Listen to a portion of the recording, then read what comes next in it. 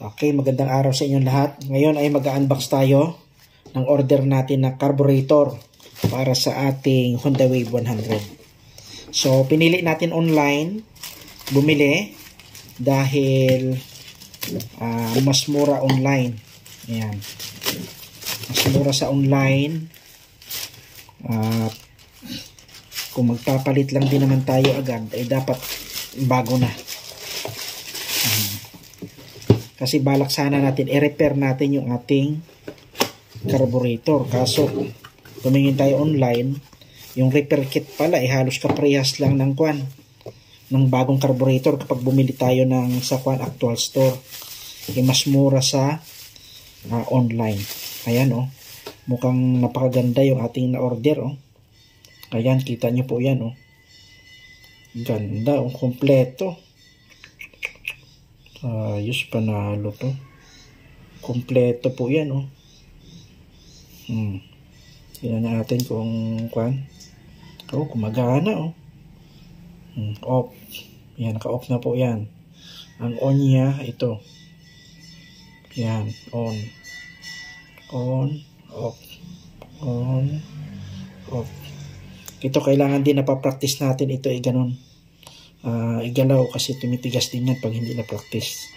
Ito yung choke natin Yan. Dito nakakabit yung ating choke ng cable.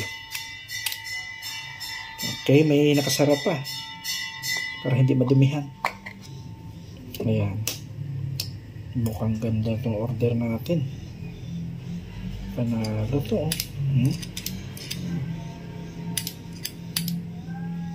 Ayos So buksan natin ito. Buksan natin. Okay, kompleto. Mayroon ng mayroon ng spring.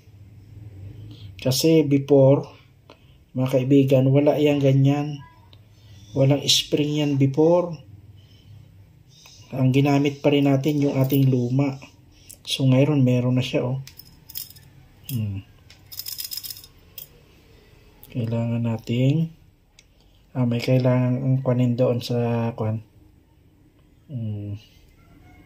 para makuha natin sa loob. So all in all, hindi tayo magtagal dito. Pinakita ko lang po sa inyo. Magandang klase siya The best. Kaya possible na makapag-order tayo ulit dito.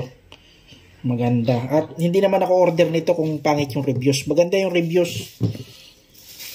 Maganda. Ayan, may kasama pa siyang hose.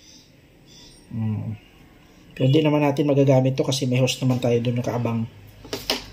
Ayan. Ganda. Dito nakaabit yung fuel natin. Fuel. The best. May kabit na natin ito mamaya. Bago na naman yung carburetor natin.